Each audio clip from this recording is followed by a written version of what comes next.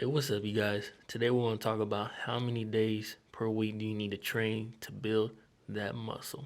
Now, first off, you want to train based on how much time you have to allocate towards the gym. This way, you can make a consistent flow. You can stay consistent in the gym because it's really hard to build a gym schedule and try to go as many days as you can when you're going on and off, on and off. Now, once you know that your work schedule and everything, ideally you want to go to the gym and work each muscle group at least twice a week.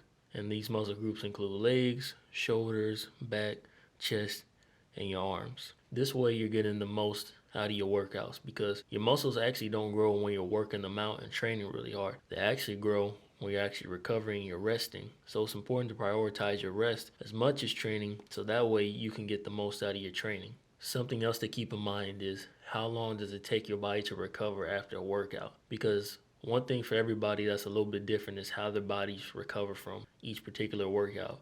Like for instance, me, when I train legs, especially when I train them really hard, it can take me anywhere from 2 to maybe 4 days, sometimes even 5, to where my legs are actually starting to feel fine again to where I actually can go back in and train really hard. So it's important to know your body and know how you recover so that way when you're training, you can actually prioritize, certain muscle groups first in the week, let those muscle groups rest, hit other groups of muscles while that muscle is resting, and then you can get a good flow of, okay, I'm getting rest and I'm getting enough training in at the same time. Something else to keep in mind is how long does it take your body to recover from training in the gym? Now, some body parts can recover faster than others, so it's important that you know this. That way, you're able to give your body an adequate amount of time to rest in between gym sessions. So ideally, the general recommendation is you want to give your muscle group at least 48 to 72 hours of recovery time before going back into the gym to hit it hard again. Because what you want to really do is you want to be able to give your body enough time to recover so you can always go into the gym and push harder each time. That way you're actually getting stronger and you're building muscle along the way while still keeping up that training intensity. Because the worst thing you can do is go into the gym, train really hard, and then you're just so sore that you can't even come back for, 3 to 4 days, and then actually throws off your gym schedule to where you're always inconsistent in the gym. Because it's always better to stay consistent because that way you can actually have steady progress that's consistent versus being inconsistent, and then you got to motivate yourself to go right back to the gym again. Another thing to keep in mind is your training intensity. So a common thing a lot of people hear when they're working out or they're going to the gym is that people say, you got to train to failure. You got to train to failure.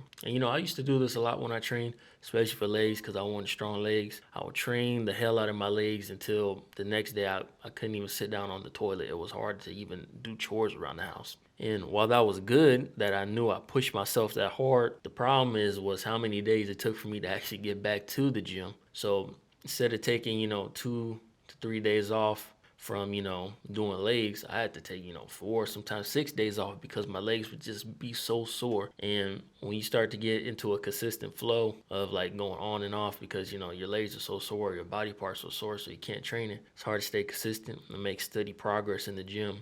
So instead of going so hard in the gym, one thing that actually helped me a lot was just cutting back the intensity just a little bit. So instead of saying like train to failure with your legs, which is like, for instance, saying like every set you do, you got to do as many reps as possible until you can no longer do a set or a rep with good form. Instead, I just took the approach was I would do a set, I would do, as many reps until I felt like that burn coming in. And then once I had at least maybe 1 to 2, maybe 3 reps left in the tank before, my body's about to just, collapse almost, I would just rack the weight. And when I did this, what actually happened over time was, 1, I saw more muscle growth. 2, I saw more progress in how much weight I could lift. And then 3, overall, my body just wasn't so banged up and sore.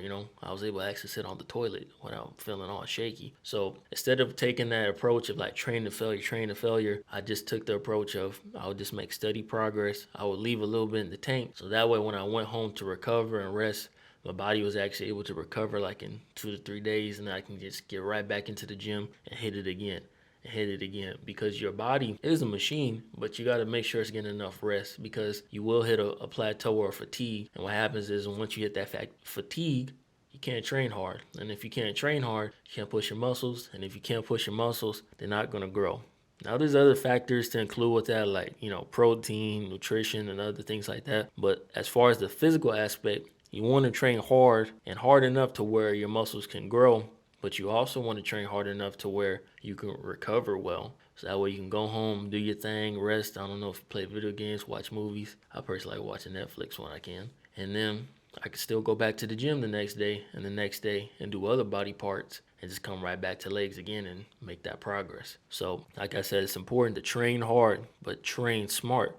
So instead of busting your balls all the way to the wall to where you can't do anything, just train hard enough to where you're sore, you're not too sore for a few days, and then you just get right back into the gym and get right back to it. If you guys found value in this video, make sure to like and subscribe and check out the video posted on the screen. I'll check you guys out in the next video. Peace.